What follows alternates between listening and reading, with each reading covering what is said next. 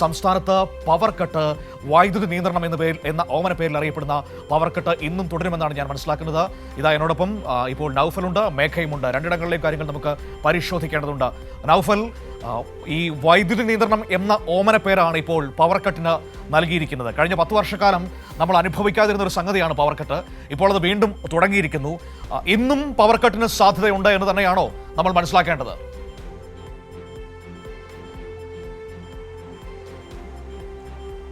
തീർച്ചയായും മനു, സാധ്യതയെന്നല്ല, ഇന്നും power cut ഉണ്ടാകും എന്ന അറിയിപ്പ് തന്നെയാണ് KSEBയുടെ ഭാഗത്തു നിന്ന് അല്ലെങ്കിൽ ബന്ധപ്പെട്ട അധികാരികളുടെ ഭാഗത്തു നിന്ന് ഉണ്ടാകുന്നത്. മനു പറഞ്ഞതുപോലെ തന്നെ പവർ കട്ട് എന്താണെന്ന് അറിയാത്ത ഒരു തലമുറ കേരളത്തിൽ ഇപ്പോൾ വളർന്നു വരുന്ന കുട്ടികൾക്കൊന്നും ഇത് അറിയില്ല. അത് കഴിഞ്ഞ കാലത്ത് നമ്മൾ പറഞ്ഞതാണത്. വരും കാലത്ത് എന്തായാലും അത് മനസ്സിലാകുമെന്ന് എടുത്തു പറയേണ്ട ഒരു കാര്യമെന്ന് പറയുന്നത്, കഴിഞ്ഞ 10 വർഷക്കാലം കേരളത്തിൽ പവർ കട്ട് എന്താണെന്ന് അറിയാത്ത ഒരു കാലം കടന്നു പോയിരുന്നു. പക്ഷേ കഴിഞ്ഞ സർക്കാരിൻ്റെ അവസാന കാലത്ത് ഇതുപോലൊരു പ്രതിസന്ധി ഉണ്ടായപ്പോഴും അത് വ്യക്തമായും അന്നത്തെ മന്ത്രി ഉൾപ്പെടെയുള്ളവർ പറഞ്ഞത് പവർ കട്ട് അല്ല, അല്ലെങ്കിൽ അത് ബന്ധപ്പെട്ട വേറെ സാങ്കേതിക പ്രശ്നങ്ങൾ ചൂണ്ടിക്കാട്ടി വ്യക്തമായി കാര്യം പറഞ്ഞതാണ്. പക്ഷേ അന്ന് അതിനെ ഏറ്റവും കൂടുതൽ പരിഹസിച്ചിരുന്നവരാണ്.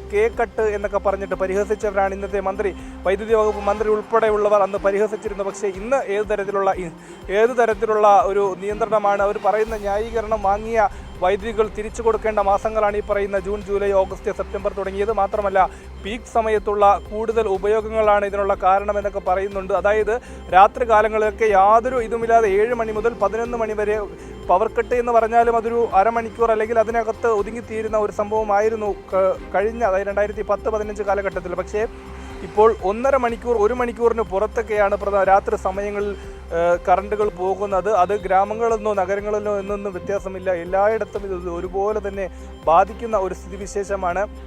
ഇക്കാര്യത്തിൽ ഒരുപാട് ട്രോളുകൾ സമൂഹ മാധ്യമങ്ങളിൽ വരുന്നുണ്ട്. അതായത് കോൺഗ്രസ്സുകാർക്കൊന്നും ഇതിൽ ഒരക്ഷരം പോലും മറുപടി പറയാൻ കഴിയാത്ത സാഹചര്യമാണ്. ഇന്ദിരാ കട്ട് എന്നൊക്കെയുള്ള ട്രോളുകൾ, അതായത് ഇന്ദിരാ ഗ്യാരണ്ടി പോലെയുള്ള പ്രഖ്യാപനങ്ങൾ വരുമ്പോൾ ഇതും അതിൻ്റെ ഒരു പ്രഖ്യാപനമാണ്. ഇന്ദിരാ കട്ട് എന്ന രീതിയിലുള്ള ട്രോളുകളും സമൂഹ മാധ്യമങ്ങളിൽ നിറയുന്നുണ്ട്. അന്ന്, അതായത് കഴിഞ്ഞ കാലത്ത് പവർ കട്ടില്ല എന്ന യാഥാർത്ഥ്യം നിലനിൽക്കെ അതിനെ വിമർശിക്കാൻ നിലനിന്നവർ ഇന്ന് പറയുന്നത് മഴയുടെ കുറവ് മൂലമാണ് ഇത്തരത്തിലുള്ള, മന്ത്രി പറയുന്നത് മഴ കിട്ടാനുള്ള താമസം അല്ലെങ്കിൽ മഴ ലഭ്യതയിൽ കുറവുണ്ടായത് കാരണമാണ് ഇത്തരത്തിൽ ഒരു പ്രതിസന്ധി നേരിടുന്നത് എന്നുകൂടി പറഞ്ഞു വെക്കുന്നുണ്ട്. പക്ഷേ യാതൊരു ന്യായീകരണത്തിനും അതൊന്നും, കഴിഞ്ഞ കാലത്തും ഇതൊക്കെ തന്നെ ഉണ്ടായിരുന്ന ഒരു കാര്യം തന്നെയാണ്. പക്ഷേ അതിനെ അതിജീവിച്ച ഞാൻ പറയാൻ വരികയായിരുന്നു, ഇതാദ്യമായിട്ടല്ല കേരളത്തിൽ, ഇതാദ്യമായിട്ടല്ല ഈ പവർ മാനേജ്മെന്റ്. സാധാരണഗതിയിൽ വേനൽക്കാലത്ത് നമ്മൾ പുറത്തുനിന്ന് വൈദ്യുതി വാങ്ങും. അത് ചിലപ്പോൾ നമ്മൾ എന്താണ് ചെയ്യുന്നത്, മഴക്കാലത്ത് നമ്മൾ ആ വൈദ്യുതി തിരിച്ചു കൊടുക്കാം എന്ന കരാറിലാണ് പുറത്തു നിന്ന് ചിലപ്പോഴൊക്കെ നമ്മൾ വൈദ്യുതി വാങ്ങാറുള്ളത്. ഇതാദ്യമായിട്ടല്ല, അതങ്ങനെ തിരിച്ചു കൊടുക്കാറുമുണ്ട്. അതിനൊരു വൈദ്യുതി മാനേജ്മെന്റ് സംവിധാനം വേണം. ഇവിടെ ആ വൈദ്യുതി മാനേജ്മെന്റ് സംവിധാനം ഇല്ല എന്നതാണ് ഇപ്പോഴുണ്ടായിരിക്കുന്ന പ്രതിസന്ധിയുടെ പ്രധാനപ്പെട്ട കാരണമെന്ന് പറയുന്നത്. മഴ കുറയുന്നതും ഈ പറയുന്നത് പോലെ എൽനിനോ വരുന്നതും ഇതാദ്യമായിട്ടില്ല. 2023 ഇതേ എൽനിനോ ലോകമെമ്പാടും വലിയ പ്രതിസന്ധി സൃഷ്ടിച്ചിരുന്നു. പക്ഷേ അന്നും കേരളത്തിൽ പവർ കട്ട് ഉണ്ടായിരുന്നില്ല കേട്ടോ. അന്ന് LDF സർക്കാരാണ് ഭരിച്ചിരുന്നത്. കൃത്യമായ വൈദ്യുതി മാനേജ്മെന്റ് സംവിധാനത്തിലൂടെ പവർ ഉറപ്പാക്കിക്കൊണ്ട് കേരളത്തെ ഇരുട്ടിലാക്കാതിരിക്കാൻ അവർ ശ്രദ്ധിച്ചിരുന്നു. എന്നാൽ ഇന്ന് ചിരി മാത്രമാണ് ബാക്കിയാകുന്നത്. ഇവിടെ മറ്റൊരു കാര്യം കൂടിയുണ്ട് നൗഫൽ. എന്താണെന്ന് വെച്ച് കഴിഞ്ഞാൽ, ഇപ്പോൾ ഈ അമിതമായ വൈദ്യുതി ഉപഭോഗം എന്നാണ് വൈദ്യുതി മന്ത്രി എല്ലാ ദിവസവും പറയുന്നത്. പക്ഷേ അതിന്റെ കണക്കുകൾ പുറത്തുവിടാൻ തയ്യാറാകുന്നില്ല. ഇന്ന് എത്ര യൂണിറ്റ്, എത്ര മെഗാവാട്ട് വൈദ്യുതി ഉപയോഗിച്ചു എന്ന കണക്കുകൾ പുറത്തുവിടാൻ വൈദ്യുതി വകുപ്പ് തയ്യാറാകുന്നില്ല. നേരത്തെ കഴിഞ്ഞ സർക്കാരിന്റെ കാലത്ത് ഓരോ ദിവസവും കൃത്യമായി പീക്ക് ലോഡ് എത്രയാണെന്ന് കണക്കുകൾ സഹിതം പൊതുസമൂഹത്തെ അറിയിക്കാറുണ്ടായിരുന്നു.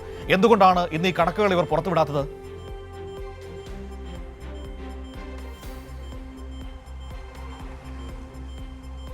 മനു, തീർച്ചയായും മന്ത്രി സണ്ണി ജോസഫിനോട് ഈ കാര്യം ചോദിക്കുമ്പോൾ അദ്ദേഹം അധികവും പ്രത്യേകിച്ച് പറയേണ്ട ഒരു കാര്യം, ഈ പറയുന്ന UDF വന്നതിന് ശേഷമുള്ള മന്ത്രിമാരുടെ പ്രധാനപ്പെട്ട കാര്യങ്ങളിൽ പ്രതികരണം ചോദിക്കുമ്പോൾ അവർ അതിൽ നിന്ന് പെട്ടെന്ന് ഒഴിഞ്ഞു മാറുന്ന ഒരു കാര്യമാണ്.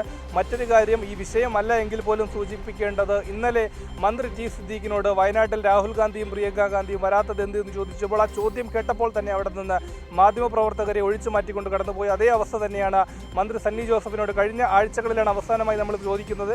ഒരു ന്യായം മാത്രം, മഴ ലഭ്യതയിൽ കുറവുണ്ട് എന്ന ഒരു ന്യായം മാത്രം പറഞ്ഞുകൊണ്ട് കൂടുതൽ കാര്യങ്ങളിലേക്ക് പ്രതികരിക്കുന്നില്ല, ഒഴിഞ്ഞു മാറുന്നു. അതായത് ഉത്തരമില്ല എന്ന് തന്നെ വ്യക്തമാണ്, കണക്കുകൾ വ്യക്തമാക്കുന്നില്ല. ഓരോ ന്യായീകരണങ്ങൾ ഈ പറഞ്ഞതുപോലെ വൈദ്യുതി ഉപഭോഗം കൂടുന്നു, രാത്രി പീക്ക് സമയത്തുള്ള അധിക ഉപഭോഗം എന്നൊക്കെ പറഞ്ഞ് കാര്യകാരണ സഹിതമായിട്ട് കാര്യങ്ങൾ വിശദീകരിക്കാൻ തയ്യാറാകുന്നില്ല. ബോർഡ് പ്രതിസന്ധിയിലാണ്, അല്ലെങ്കിൽ വൈദ്യുതി ബോർഡും മന്ത്രിയും തമ്മിലുള്ള അല്ലെങ്കിൽ മന്ത്രിസഭ ഈ പറയുന്ന വകുപ്പുകളും തമ്മിലുള്ള ഏകോപനമില്ലായ്മയാണ് അതിൽ നിന്ന് വ്യക്തമാകുന്ന ഒരു കാര്യം. തികച്ചും ന്യായങ്ങൾ പറഞ്ഞുകൊണ്ട് മന്ത്രി ഇതിൽ നിന്ന് ഒഴിഞ്ഞു മാറുന്നു. മനു പറഞ്ഞതുപോലെ അവർ പറയുന്ന ഒരു ന്യായം ജൂൺ ജൂലൈ പറയുന്നതിന് ഓഗസ്റ്റ് സെപ്റ്റംബർ മാസങ്ങളിൽ കടം വാങ്ങിയ വൈദ്യുതി തിരിച്ചു കൊടുക്കേണ്ട ഒരു സമയമാണ്. അപ്പോൾ സ്വാഭാവികമായും നേരിടുന്ന ഒരു പ്രതിസന്ധിയൊക്കെ ന്യായം പറയുന്നു. നേരത്തെ പറഞ്ഞ പ്രധാന കാര്യം കഴിഞ്ഞ കാലത്തും ഇതേ സമാന സാഹചര്യങ്ങളിലൂടെ നിലനിന്നിരുന്നു. പക്ഷേ അതിനെ ഇന്നും വൈദ്യുതി നിയന്ത്രണം ഉണ്ടാകുമല്ലോ അല്ലേ? ഇന്നും പവർ കട്ട് ഉണ്ടല്ലോ അല്ലേ? ഏറ്റവും വലിയ തെളിവ് കൂടിയാണ്. തീർച്ചയായും ഇന്നും, അതായത് മെനിങ്ങാന്ന് കുറെ ദിവസങ്ങളിലായിട്ടുണ്ട്. പക്ഷേ ഇന്നലെയും മെനിങ്ങാന്നും അത് അല്പം കൂടി ഗുരുതരമായി 1 മണിക്കൂറിന് പുറത്തു വരെ വിവിധ ഘട്ടങ്ങളിലായി പോയി. ഇന്നും അത് തുടരുമെന്ന് തന്നെയാണ് അറിയിപ്പ് വരുന്നത്.